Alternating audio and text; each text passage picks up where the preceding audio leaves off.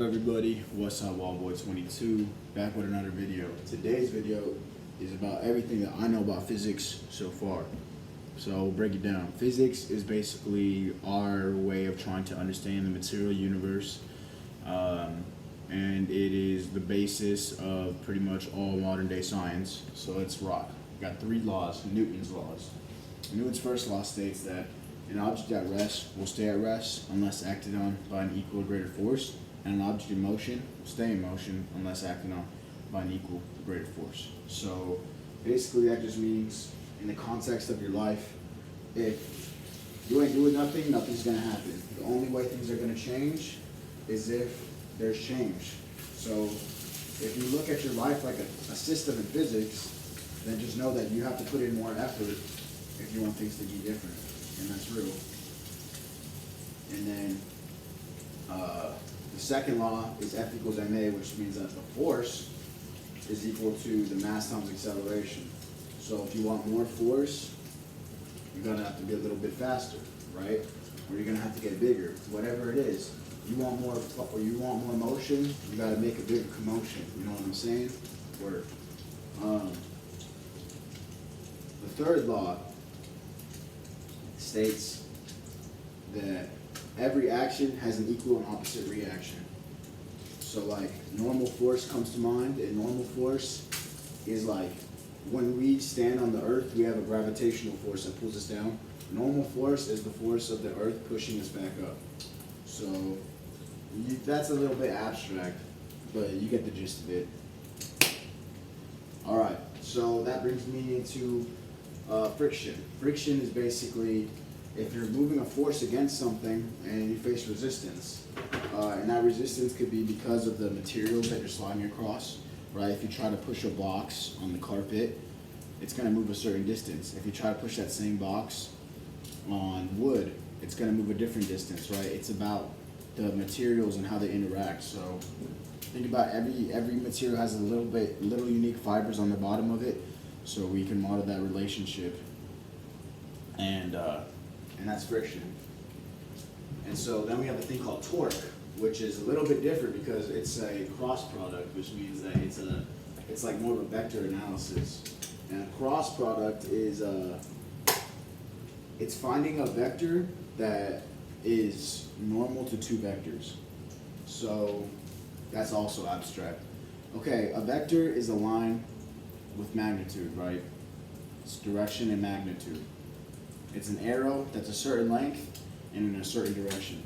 So if you have two different arrows going in different directions, and you find what arrow slices right through the middle of them, that's a cross product.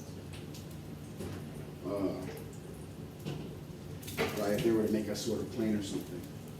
So that's important to know because torque plays a really big role in a lot of other systems. Torque plays a really big role in static systems.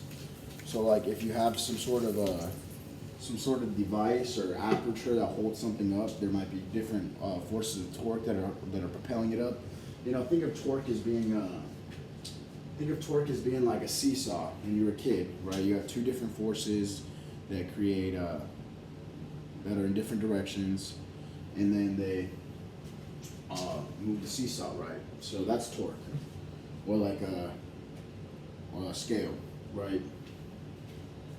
And then another cool thing you have is gravitational force. So gravitational force is cool because it basically states, like, you can use it to look at planets, to look at the moon, like how much force is created by these two different masses. And so I think that's like G M1 M2 over D squared. Yeah, I'm pretty sure that's what it is. And I could be wrong too. This is you can be like, oh, you're wrong about that. I'd be like, oh, thanks for letting me know. No, so you have gravitational force, and gravitational force is actually the same formula that we use for electric force. So electric force is a constant K multiplied by the charge of one object by the second and then by the second object over d squared. So it's like pretty similar to gravity in that way. And Einstein actually spent a lot of his life, once he had kind of become already well known, so this was, what he wanted to do with his retirement, but he spent a lot of time trying to find the relationship between gravity and electromagnetism. And a lot of people said that he was crazy for that. But it was Albert Einstein, so maybe he was crazy, I'm not sure. I think he probably saw something that a lot of people probably still can't.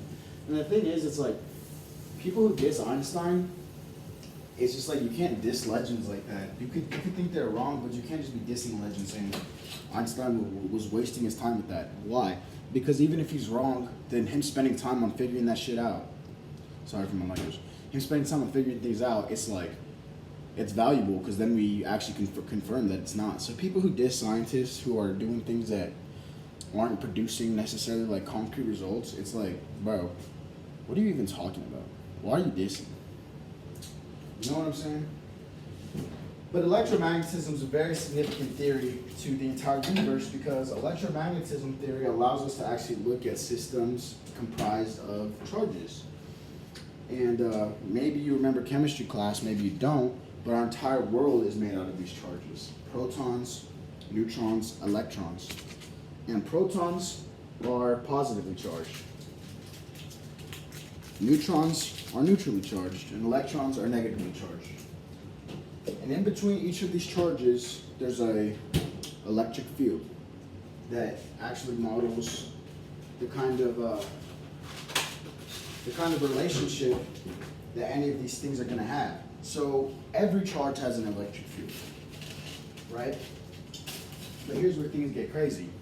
If a charge moves because of the charge of an electric field, that moving charge creates a magnetic field. And that's the crazy part.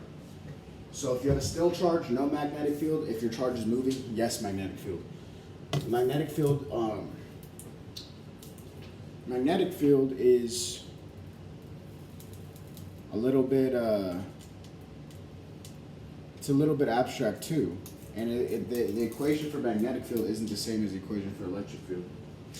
I'm actually trying to remember what the magnetic field. I can tell you magnetic force, I believe, is I think it's like Q times I cross B, I feel like, something like that. And basically, if you have a current, which is a moving charge, then magnetic field spins around that current. So if you had a current that was just shooting up, then the magnetic field created by that current that's shooting up is wrapping around it. So when you look at this on a graph, and you can make a graph 3D, basically it looks like a double helix, like our DNA strands. So it's like, okay, so there's something about our DNA that's literally embedded into electromagnetic theory, which is dope. And maybe learning it, maybe there's some real significance to that. Because you start to realize at a certain point that this entire universe we live in is made out of these charges. And if it isn't, then you at least know what materials make this part of the universe that we can interpret. And I'm not saying that that's the only level to all this, but it's the level that us humans are, that we can do equations in. And basically, I could tell you about the history of physics too.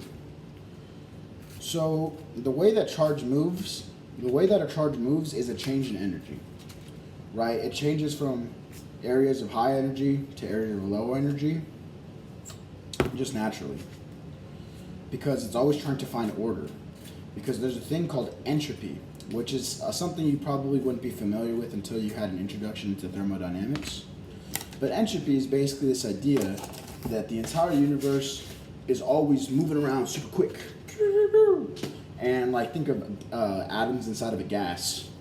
And atoms are made out of protons, neutrons, and electrons. Everything is that we know of, besides a vacuum, is made out of electrons, protons, and neutrons. And the problem with a lot of this stuff is, like, vacuum. If I said vacuum and you thought the thing that you put in your living room to clean up the floor, it's a vacuum because it sucks things up, but a vacuum is a place in space-time where there's no matter. Matter is protons, neutrons, electrons. Matter is atoms. If there's no atoms, then it's a vacuum. You feel me? Okay, so that's all fine and dandy. Why does this matter to any of you? Why would you even sit here and keep watching this? Why would you turn this off yet? Because you want to learn something. Because you realize that school is important. That the classes you take matter. That your takeaways from those classes matter. You know, it's a lot more than getting a letter grade on one end of the semester. It's about actually creating a vibrant understanding of a very abstract but fundamental concept to our being, to our universe, to the materials that we interact with. At a certain point, you have to start realizing that these relationships between molecules are the relationships which dictate what the air is, what your skin is made out of, what the cloth you're wearing is made out of, what the shorts you're wearing is made out of, what the floor is made out of.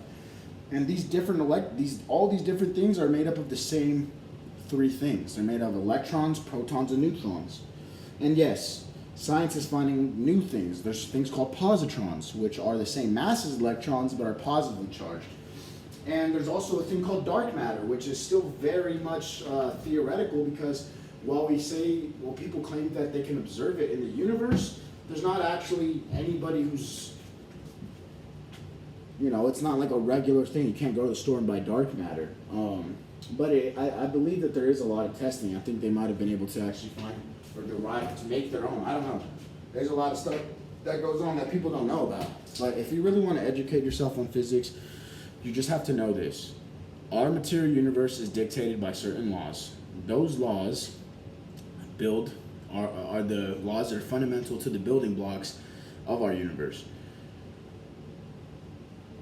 It's a lot deeper than that because of this thing called quantum. And quantum, it basically introduces this idea of entanglement, or string theory, if you will, which suggests that different particles in the universe interact with each other and have a natural, outside of time, a non-linear relationship with each other. So they don't have to send information, and it doesn't have to take time, right? From going to point A to point B to send information doesn't take time. It just takes a relationship. It takes entanglement. Because if one knows about the other, then it always knows about the other, if that makes any sense. So basically, we have tons of different kinds of particles. We have photons and phonons, and we have bosons and fermions. And these different particles also make up different parts of our universe, and there's a lot to it. But I know a little bit about physics, and I didn't really talk too much about electricity, but let's just eat. We got a nice plate of food, and thanks for watching.